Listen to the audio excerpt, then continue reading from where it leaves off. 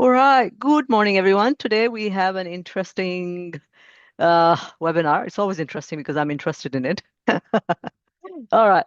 So we've been doing some case studies in webinars and kind of wrapping the psychosocial risk management around, real life or practical scenarios. I think today is our second one. So if you remember, initially we said that we were going to approach these webinars from a team, uh, individual, team, and organizational point of view. So the first few webinars that we did, they were focused on how individuals behave, react, and can help manage psychosocial risk on an individual basis. But it is quite clear that their agency when it comes to psychosocial risk is not as much as probably the leadership and at the organizational level.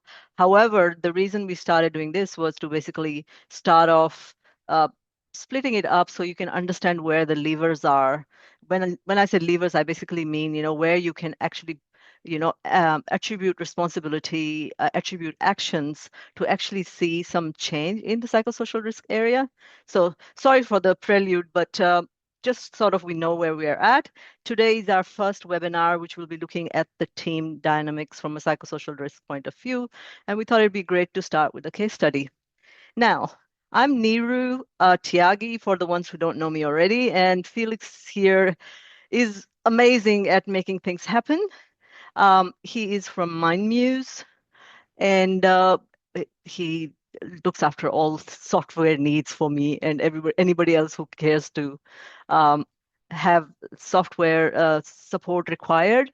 And his platform name is MindMuse. Have a look at his app. It's pretty awesome. Actually, I sort of followed his journey from when he started to where he's at now, and it's quite impressive. Now, so I'll just pass through these slides and get to our first slide.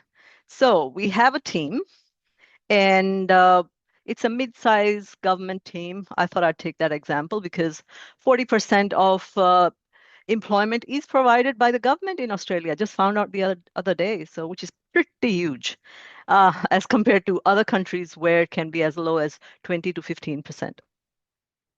So a new performance management system is introduced, and they have mix of permanent and contractors, and they are a project style team with a fairly high workload and quite tight deadlines.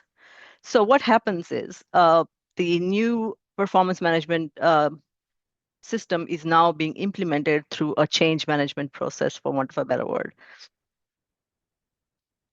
And there's becomes as it happens, when you're having a change implemented, you still have your business as usual happening, and there's duplication of tasks. So until the old system can be phased out, they find that they're doing some double tasks, and there was just not enough consultation about how this implementation should go about. And particularly what people felt that because they had a large amount of contractors within the organization, as governments do, they were not consulted with regards to how this would look from their point of view also. And it reflected on the permanent employees in a sort of a weird way, in the sense that they were like unsure how this was going to play out while they work with the contractors as well. All right. So what were the early signs that they were seeing in the team?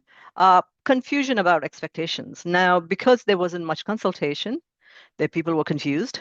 And people do react to confusion in many ways. Some people get angry, some people go silent, some people ask questions.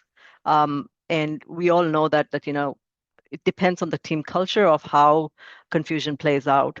There's duplicate reporting, which means people are having to spend more time. There is frustration in the meetings, and people are expressing a lack of comfort. And then some of the team members have just gone silent. They're probably using like a wait and watch approach. Now, what the leaders see in this organization, from their point of view, is that the team is resisting. They don't really have a good attitude, and they have lack of accountability. And this is often brought up. Lack of accountability basically means that people are not taking accountability, but realistically, do the members of the team have to take accountability for an effective change management process. That's probably something that organizations need to look at closely because I feel, from in my professional opinion, that until a system is embedded properly in an organization, team is not really accountable for anything, really. So system failure gets missed. Nobody looks at the system.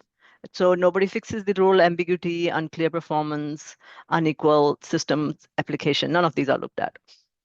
And then in about 2 or 3 months, things escalate. So what is happening now is there is tension between contractors and staff because now the staff know exactly what sort of change is happening, but the contractors are out of the loop. So they really don't know where they sit in this whole new scenario. Trust me, I have seen this. This happens every time, especially because some of the contractors come with the attitude that like we're only going to be here for 2 or 3 months, so it really won't apply to us. But that's not the point. The point is transparency and communication.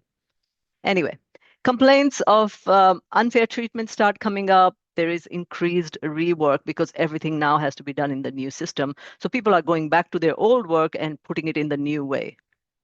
And there is obviously breakdown in handovers because everybody is now not only having to meet targets, there's change implementation, which is uneven. And so when new people are coming in, they really don't know what they're handing over realistically because they don't know what they are doing themselves.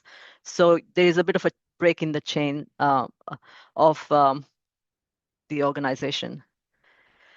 So the coordination fails.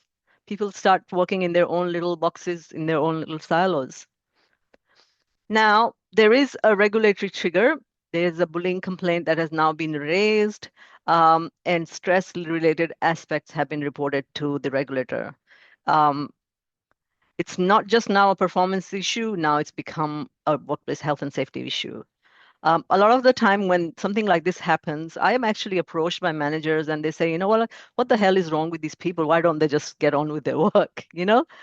But now that it's been raised, the regulator is also in the fray, making things even more complicated.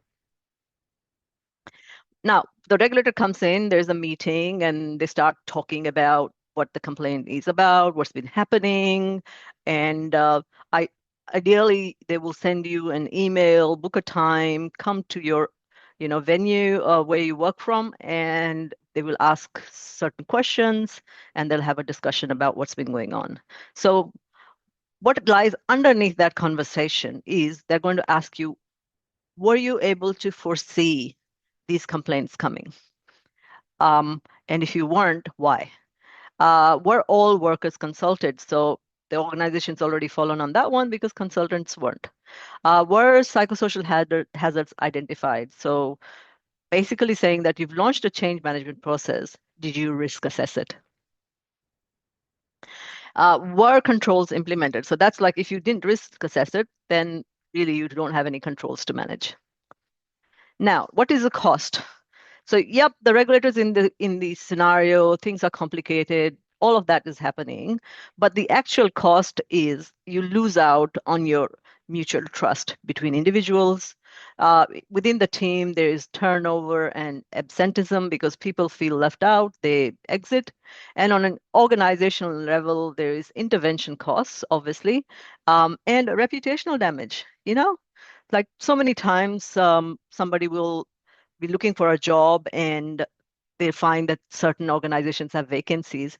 The one question that I get asked 100% of this time from my friends and colleagues is, you've worked there. What's the culture like? So, and then I would give them a runner down of what the organization, culture looks like. But that is the standard question asked by 100% of the individuals before they apply for a particular organization. So, it's already looking from a reputational point of view, not so great. All right. So, was this about behavior? Well, it really wasn't. Change happened without consultation. Role clarity broke down. Unequal systems applications happened. And there were increased job demands because people were doing business as usual and they were managing change and there was duplication of tasks. On to the next one. Now let's see from a psychosocial point of view, what were the upstream factors? Now, this is leading us to a psychosocial risk assessment. So we're going to start looking at more tangible things. So the role clarity comes under the work design section. Work management is job control and support and resources. So they missed on that. Systems tools were the policies, procedures, um, adequate resources, if they were or not provided. And the interactions is, communication, consultation, and feedback, which obviously was wanting. All right. So now we're going to look for patterns, because when it comes to psychosocial incidents, it is not a 5-minute thing. It is not a 5 seconds thing. It is usually a 5 month to 6 months thing. So what is happening over a period of 6 months in this organization? Incivility creeps in. People are short on each other. There is a role fog because people are like, well, I'm supposed to be doing it, but I don't know how I'm going to do it in the new system. People are silent because they are just not sure how to behave and react anymore. There are rework loops, and there becomes a change in the language between us, who are being subjected to the change, versus them, the leaders who are trying to implement the change. So why does coordination break first? Well, there is increased cognitive load. So obviously, as we said, that people are doing more work than they would normally be if there was no change implemented. There is reduced trust because the process isn't transparent.